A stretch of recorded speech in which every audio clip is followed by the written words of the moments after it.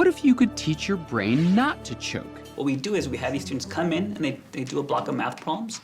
They even make the math problems look strange to throw the students off. At this point, the students are really freaking out.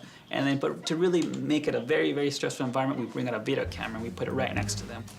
Then the students do a second block of problems.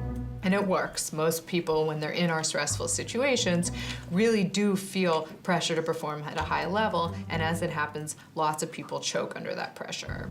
Usually they choke about 11 to 12% below their initial block of problems. So what's happening when they choke? Only the scanner can tell. We put people in this MRI machine. They're lying on their back, but they can see his computer screen, and they're actually performing problems. Then team makes them sweat. Finally, during this next set of problems, we're going to be videotaping your performance. Theory was that these stressors were messing with the patient's working memory.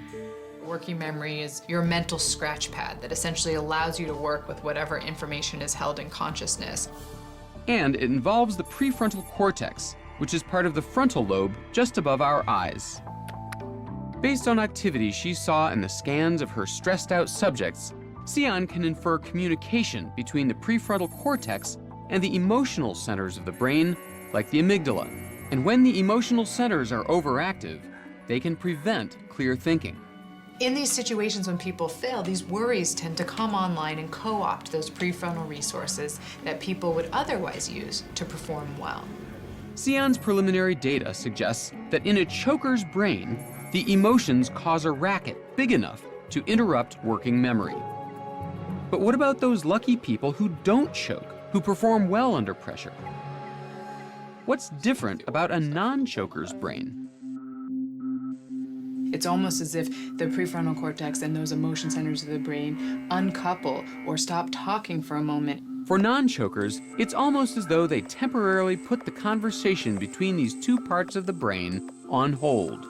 People who are less likely to choke essentially show less crosstalk. There's less of an opportunity for these worries to seep in and impact performance, and we think that these are skills that can be taught. She went where the stress was boiling over, a high school biology exam. Just before the test started, Sion's team gave the kids an extra assignment.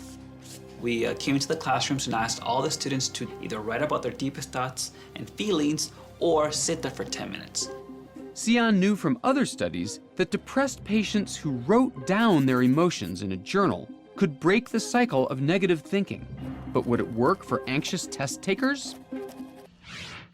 Students who just sat without writing anything, on average, got a B-. But the ones who wrote got, on average, a B+. We boosted these students' scores over a half a grade point by just having them sit and write for 10 minutes about their thoughts and feelings about the upcoming high-stakes test. When people are worrying up under stress, it's almost like a computer with too many programs open at once. Sometimes everything crashes.